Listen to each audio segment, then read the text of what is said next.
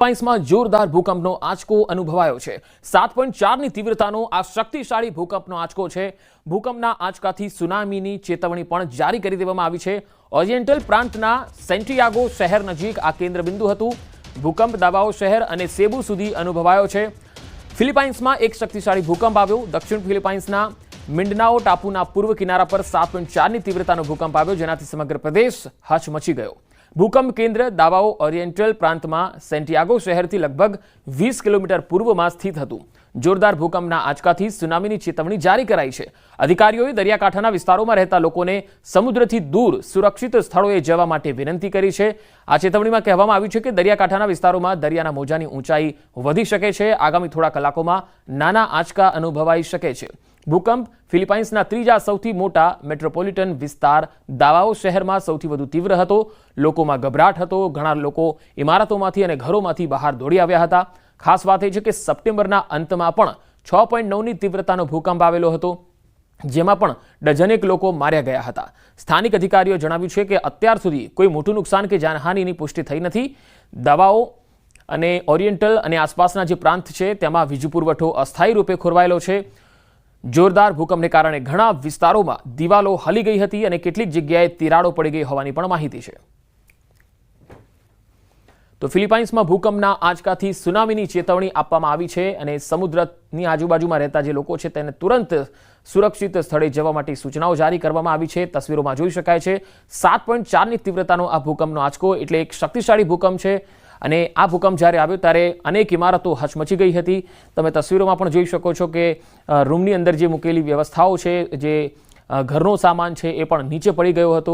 લોકો પણ હચમચી ગયા હતા, ઇમારતોમાંથી બહાર દોડી આવ્યા હતા અને દિવાલ ઉપર ટાંગેલી જે ચીજવસ્તુઓ હતી એ પણ નીચે પડવા લાગી હતી અને પાણીનો જે ટાંકો હતો એમાં પણ પાણી હલી રહ્યું છે। તમે જોઈ શકો છો લોકો ગભરાયેલા હતા, ડરના માર્યા બહાર આવી ગયા હતા। હવે સુનામીની ચેતવણી આપવામાં આવી છે ત્યારે લોકોને એલર્ટ રહેવા માટે કહેવાયું છે। સમુદ્રથી દૂર સુરક્ષિત સ્થળે ખસી જવા માટે પણ સૂચનાઓ જારી કરાઈ છે। તો ફિલિપાઇન્સમાં આ જોરદાર ભૂકંપનો આંચકો સપ્ટેમ્બરમાં 6.9ની તીવ્રતાનો હતો અને આજે જે ભૂકંપ આવ્યો છે 7.4ની તીવ્રતાનો આવ્યો છે।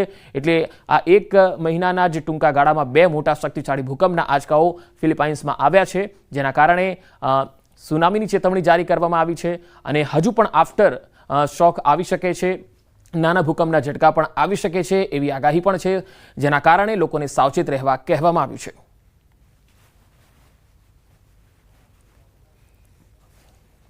તો બે અલગ અલગ તસવીરોમાં તમે જોઈ શકો છો।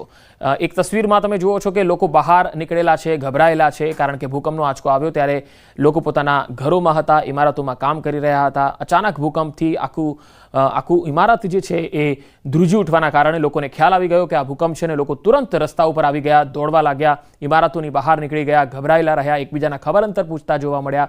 અને પહેલી તસવીરમાં તમે જોઈ શકો છો કે જેમાં દિવાલ ઉપર રહેલી તમામ ચીજવસ્તુઓ છે એ નીચે પડી જાય છે, લાઇટ જે છે એ પણ લબડી જાય છે, ફેન છે એની સ્થિતિ તમે જોઈ શકો છો, ટેબલ પર મૂકેલી વસ્તુઓ પણ હલી રહી છે, પાણી જે છે ટબમાં મૂકેલું છે પાણી પણ હલી રહ્યું છે, ટેબલ પર મૂકેલી વસ્તુઓ પણ પડી રહી છે નીચે। અને આ પ્રકારની સ્થિતિ જ્યારે મોટો શક્તિશાળી ભૂકંપ હોય છે ત્યારે જોવા મળતી હોય છે। નવસારીના વાંસદામાં ભૂકંપ આવ્યો। રાતથી સવાર સુધીમાં ભૂકંપના 6 આંચકા અનુભવાયા। રાત્રે 12:54 કલાકથી સવારે 10:17 વાગ્યા સુધી ભૂકંપના આંચકા અનુભવાયા। રાત્રે 12:54 વાગે 2.1ની તીવ્રતા, રાત્રે 1:13 કલાકે 2.3ની તીવ્રતા, સવારે 7:34 કલાકે 2.8ની તીવ્રતાનો ભૂકંપ આવ્યો અને સવારે 9:26 કલાકે 2.6ની તીવ્રતા અને સવારે 9:59 કલાકે 2.2ની તીવ્રતાનો ભૂકંપ નોંધાયો। જ્યારે સવારે 10:17 કલાકે પણ 1.5 એટલે કે 1.5ની તીવ્રતાનો આ ભૂકંપનો આંચકો અહીંયા નોંધાયો છે। એટલે રાતથી લઈને સવાર સુધીમાં 6 આંચકા આવ્યા છે। વધુ માહિતી મેળવીએ સંવાદદાતા નવસારીથી ભાવિન પટેલ મારી સાથે જોડાયા છે। ભાવિન, નવસારીમાં જે ભૂકંપના 6 આંચકા અનુભવાયા છે રાતથી લઈને સવાર સુધી, કયા કયા વિસ્તારોમાં લોકોએ આ આંચકા અનુભવાયા અને લોકોનું શું કહેવું છે?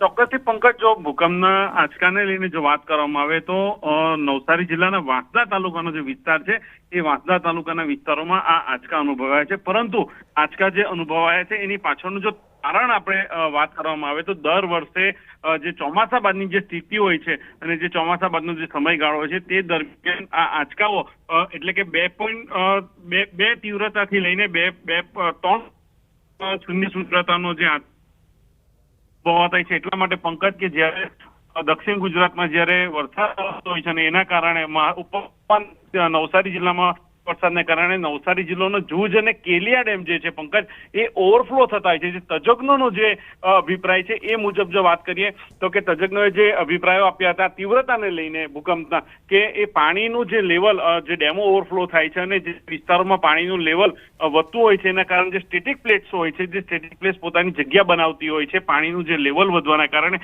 એના કારણે જે આ તીવ્રતા ભૂકંપના જે આંચકાઓ છે એ અનુભવાતા હોય છે. પરંતુ જે ગઈકાલે રાતથી જ અત્યાર સુધી 6 જે આંચકા અનુભવાયા છે એને લઈને લોકોમાં ક્યાંક ગભરાટનો માહોલ છે. પરંતુ તજજ્ઞો વારંવાર આ પ્રકારના નિવેદનો સામે આવ્યા છે કે જ્યારે જૂજ અને કેલિયા ડેમ જે ઓવરફ્લો થાય છે અને ઓવરફ્લો થયા બાદ આ પ્રકારની સ્થિતિનું નિર્માણ થતું હોય છે, એના કારણે જે સ્ટેટિક પ્લેટ છે પોતાની જગ્યા બનાવતી હોય છે અને એના કારણે આ પ્રકારના જે આંચકાઓ છે એ અનુભવાતા હોય છે. પંકજ જી ભાવિન, આભાર માહિતી આપવા માટે. તો નવસારીના વાંસદામાં આ આંચકા અનુભવાયા છે. વાંસદા અને તેની આસપાસના લોકોએ આ આંચકા અનુભવ્યા છે. જોકે તેની જે તીવ્રતા હતી એ થોડી ઓછી હતી, એટલે એ એરિયા સિવાયના બાકીના જે એરિયા છે ત્યાંના લોકોએ આ આંચકા નથી અનુભવ્યા, પરંતુ વાંસદામાં આ ભૂકંપના આંચકા લોકોએ અનુભવ્યા. સીતાફળની આડમાં દારૂની હેરાફેરીનો પર્દાફાશ થયો. છોટાઉદેપુરમાં સીતાફળની આડમાં દારૂની હેરાફેરી થઈ રહી હતી. હાલ તસવીરો આવી રહી છે. ગુજરાતમાં દારૂબંધી માત્ર કાગળ પર છે, એની આ તસવીર તમે જોઈ શકો છો. સીતાફળની પેટીની આડમાં દારૂ લઈ જવામાં આવી રહ્યો હતો. ગુજરાતમાં દારૂબંધી માત્ર નામની છે, કાગળ પર છે, એનો આ બોલતો પુરાવો છે. આ તસવીર છોટાઉદેપુરથી આવી રહી છે. છોટાઉદેપુરમાં તમે જોઈ શકો છો કે સીતાફળની પેટીની આડમાં દારૂની હેરાફેરી થઈ હતી. આરોપીની ધરપકડ કરાઈ છે. મુદ્દામાલ સાથે પોલીસે ધરપકડ કરી લીધી છે. તો અહીંયા છોટાઉદેપુરનો આ દ્રશ્ય તમે જોઈ રહ્યા છો. 57,000થી વધુનો દારૂ પોલીસે જપ્ત કર્યો છે. ભારતીય બનાવટનો વિદેશી દારૂનો આ જથ્થો છે જે જપ્ત કરાયો છે. દારૂના જથ્થાની સાથે 2 આરોપી પણ પકડાયા છે. સવાલ એ છે કે ગુજરાતમાં દારૂબંધી તો છે, પણ વારંવાર દારૂ પકડાય છે કેમ? તો શું આ દારૂબંધી માત્ર કાગળ પર છે? આ બુટલેગરોને પોલીસનો ડર કેમ નથી લાગી રહ્યો? આ મોટો સવાલ છે અને આ મામલામાં હવે કડક એક્શન નહીં લેવાય તો આમાં કોઈ સુધારો આવવાનો નથી. સંવાદદાતા છોટાઉદેપુરથી સહેજાબ ખત્રી જોડાયા છે. સહેજાબ, ગુજરાતમાં અનેક સ્થળોએથી દારૂ ઝડપાય છે. હવે છોટાઉદેપુરથી સીતાફળની પેટીની આડમાં આ દારૂ લઈ જવામાં આવી રહ્યો છે. પોલીસનું શું કહેવું છે? વારંવાર કેમ અહીંયાથી દારૂ પકડાય છે? કેમ ગુનેગારોને કોઈ પોલીસનો ડર નથી? જી પંકજ, ખાસ કરીને મહત્વની બાબત એ છે કે ગુજરાતમાં દારૂબંધી છે, પરંતુ ગુજરાતમાં દારૂ ઘૂસે છે ક્યાંથી? કારણ કે જ્યારે મધ્યપ્રદેશ અને મહારાષ્ટ્રની બોર્ડર પર આવેલો છોટાઉદેપુર જિલ્લો છે, ચેકપોસ્ટ છે, ચેકપોસ્ટ દ્વારા ત્યાંથી કઈ રીતે ઘૂસવામાં આવે છે, દારૂ જે રીતે લઈ જવામાં આવે છે. ખાસ કરીને મહત્વની બાબત એ છે કે આજે ગેલવાટ જે પોલીસ સ્ટેશન જે નવું એસપી કચેરી બનાવેલી છે તેના પટાકાના આગળથી જ્યારે આ જે ટેમ્પો છે 407 ટેમ્પો છે તેની અંદર આ દારૂ લઈ જવામાં આવી રહ્યો હતો. અને ખાસ કરીને જે બુટલેગરો જે છે તે નવો કિમિયો અપનાવતા હોય છે. હાલ જે સિઝન ચાલી રહી છે સીતાફળની, આ સીતાફળની આડની અંદર દારૂ લઈ જવાતો સીતાફળના આડની અંદર, ત્યારે હવે આવા નવા કિમિયાઓ જે છે બુટલેગરો અપનાવતા હોય છે અને એ જ રીતે ગુજરાતની અંદર દારૂ ઘુસાડવાનો પ્રયત્ન કરતા હોય છે.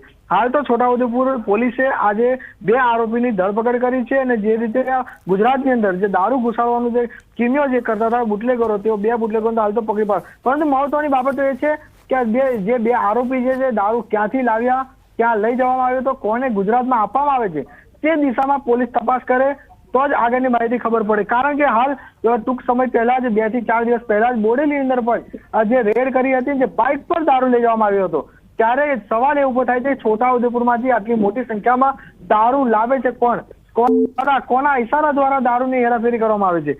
હાલ તો જે 2 આરોપીની અટકાયત કરી છે અને પૂછપરછ હાલ પોલીસ દ્વારા કરવામાં આવી રહી છે. જી સહેજાબ, આભાર માહિતી આપવા માટે.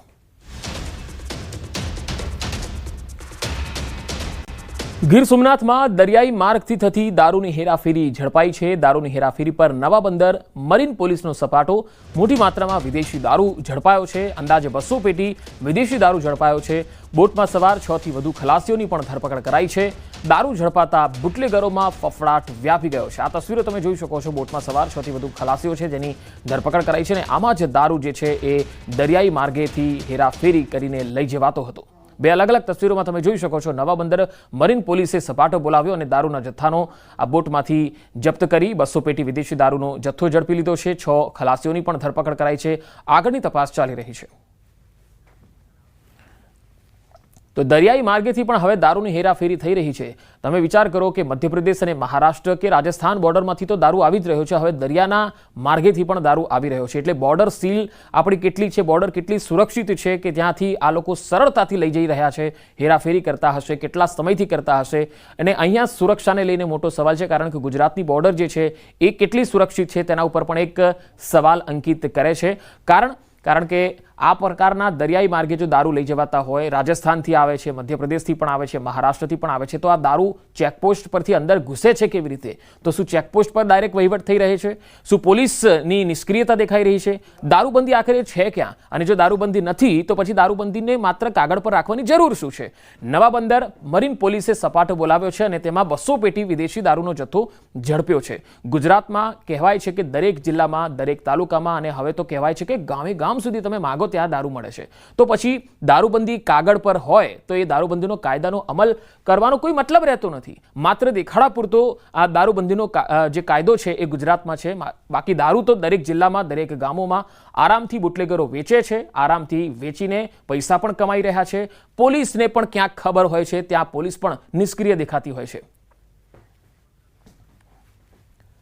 વડોદરામાં પીસીબી નિષ્ક્રિય થતા દિવાળીમાં બુટલેગરો સક્રિય થઈ ગયા. તમામ ચેકપોસ્ટ પર નાકાબંધીના દાવાઓ પોકળ સાબિત થયા. એસએમસીએ દરોડો પાડતા શહેર પોલીસ ઊંઘતી ઝડપાઈ છે. દિવાળી ટાણે જ એસએમસીએ એક કન્ટેનર ભરી વિદેશી દારૂ ઝડપ્યો છે. છાણી જીએસએફસી પાસેથી કન્ટેનર શહેરમાં ઘૂસે એ પહેલા જ એસએમસીએ પ્લાન નિષ્ફળ બનાવી દીધો. લાકડાના ભૂસા વચ્ચે છુપાવ્યો હતો દારૂનો જથ્થો અને દારૂ ભરેલું કન્ટેનર છાણી પોલીસ સ્ટેશને લઈ જવામાં આવ્યું છે. ચેકિંગ હોવા છતાં દારૂ કઈ રીતે ઘૂસી જાય છે, મોટો સવાલ છે. કારણ કે આ દરેક જિલ્લામાં સ્થિતિ બની રહી છે. વધુ માહિતી મેળવીએ. સંવાદદાતા હાર્દિક દીક્ષિત વડોદરાથી મારી સાથે જોડાયા છે. હાર્દિક, શહેર પોલીસ એવું લાગે છે કે મલાઈમાં મસ્ત છે. અહીંયા તો દારૂ વારંવાર પકડાઈ રહ્યા છે. વડોદરા શહેર પોલીસ કમિશનર સાથે વાત કરી હતી કે દિવાળી ટાણે વડોદરા શહેર પોલીસ કેટલી સક્રિય છે, ત્યારે પોલીસ કમિશનર નરસિંહા કુમારે એવો દાવો કર્યો હતો કેમેરા સમક્ષ કે ભાઈ તમામ જે ચેકપોસ્ટ છે ત્યાં ચેકિંગ કરવામાં આવી રહ્યું છે અને પોલીસ જે છે તે તમામ વાહનોને ચેક કરીને ગુનાખોરીનું પ્રમાણ ઘટે તેવા પ્રકારના પ્રયત્નો કરી રહી છે. પરંતુ જે એસએમસીની ટીમ છે તેમને વડોદરા શહેર પોલીસ કમિશનરના જે તમામ દાવા છે તે ખોટા છે એવું સાબિત કરી બતાવ્યું છે. ગઈકાલની જ વાત છે, જીએસએફસી પાસે કન્ટેનર જે છે તે આવી રહ્યું હતું, શંકાસ્પદ હતું અને એસએમસીને પાક્કી બાતમી હતી કે આ કન્ટેનર છે તે ખીચોખીચ દારૂથી ભરેલું છે. તો બાતમીના આધારે કન્ટેનર જ્યારે રોક્યું ત્યારે લાકડાનું ભૂસું છે તેની આડમાં વિદેશી દારૂનો જથ્થો જે છે તે મોટી માત્રામાં લઈ જવામાં આવતો હતો. એટલે સૌથી મોટો સવાલ એ છે કે એસએમસીની ટીમ જો ગાંધીનગરમાં કે અમદાવાદમાં બેઠી પત્તો લગાવી શકતી હોય કે વડોદરા શહેરમાં આટલી મોટી માત્રામાં દારૂ ઘૂસી રહ્યું છે, તો પછી વડોદરા શહેર પોલીસ જે કે સક્રિય હોવાના દાવા કરે છે એ શહેર પોલીસને ખબર કેમ ન પડી કે સંસ્કારી નગરીમાં આટલી મોટી માત્રામાં દારૂનો જથ્થો જે છે તે ઠલવાવાનો છે. જે એસએફસીએ છે પોતાની કાર્યવાહી પૂરી કરી છે. દારૂ ભરેલું કન્ટેનર જે છે તે છાની પોલીસને સોંપી દેવામાં આવ્યું છે. પરંતુ હવે દારૂ મંગાવનાર વ્યક્તિ કોણ છે, દારૂ મોકલનાર વ્યક્તિ કોણ છે, તેને વડોદરા શહેર પોલીસ ઝડપે છે કે કેમ, તે સૌથી મોટો સવાલ જે છે તે અહીંયા ઉભો થઈ રહ્યો છે. સૌથી મોટી વાત એ છે કે દિવાળીનો સમય છે ત્યારે એમ લાગે છે કે વડોદરા શહેર પોલીસ જે છે તે રજાના મૂડમાં હોય અને એના કારણે બુટલેગરો દિવાળી ઉજવવાના મૂડમાં આવી ગયા હોય તેવા પ્રકારનો માહોલ જે છે તે જોવા મળી રહ્યો છે. પંકજ, હાર્દિક, આ અંગે છાણી પોલીસના પીઆઈ કે પીએસઆઈ સાથે કોઈ વાતચીત થઈ શકી છે, અથવા તો ડીસીપી અથવા તો કમિશનર સાથે વાત થઈ શકી છે? કારણ કે એસએમસી આઈને દરોડો પાડી જાય તો સ્થાનિક પોલીસ કરી શું રહી છે? બિલકુલ ત્રીજો આ દર વખતનું છે. જ્યારે પણ બહારની કોઈ એજન્સી આવીને દરોડો પાડે ત્યારે વડોદરા શહેર પોલીસ જે છે તે મીડિયાથી મોં છુપાવતી હોય છે અને એ જ પ્રકારનો ઘાટ જે છે તે આ વખતે પરિવાર સર્જાયો છે. હવે મહત્વની વાત એ છે કે જવાબદાર જે અધિકારી છે તેના સામે શું કાર્યવાહી કરે છે, કારણ કે પીસીબી જે છે તે પીસીબીની જવાબદારી છે કે શહેરમાં આ પ્રકારની ગુનાખોરી જે છે તેનું પ્રમાણ ઘટે, પરંતુ પીસીબીની નિષ્ક્રિયતાના કારણે જ આ પ્રકારે જે છે તે એસએમસીએ દરોડો પાડ્યો છે. અને મેં કીધું એ પ્રમાણે કે સ્થાનિક જી હાર્દિક, આભાર સમગ્ર માહિતી આપવા માટે. હવે આ 3 તસવીરો અમે આપને બતાવી રહ્યા છે. આ 3 તસવીરોમાં દારૂ પકડાઈ રહ્યો છે. સીતાફળની આડમાં દારૂ પકડાયો. બીજી તસવીર દરિયાઈ માર્ગેથી ગીર સોમનાથમાં નવાબંદર પોલીસે અહીંયા દારૂનો જથ્થો 200 પેટી જેટલો પકડ્યો. અને ત્રીજી તસવીર વડોદરામાં લાકડાના ભૂસા વચ્ચે દારૂ લઈ જવાતો હતો.